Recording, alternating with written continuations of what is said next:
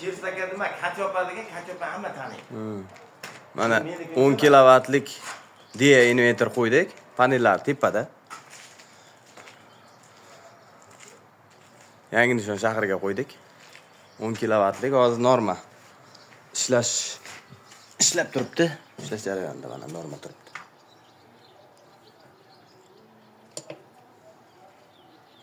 Hammasi ishlab konkret turibdi. Avtomatlari. DS передохнатель. DS avtomat. O'zib. Buyoqqa 3 fazani avtomat qo'yildi.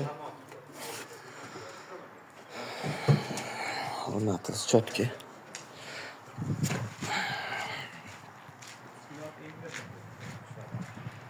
Panellari tepaga qo'yilgan. 9 tadan 2 qator qo'yilgan 18 ta panel. Panellari ham dahshati, A klass qo'yilgan.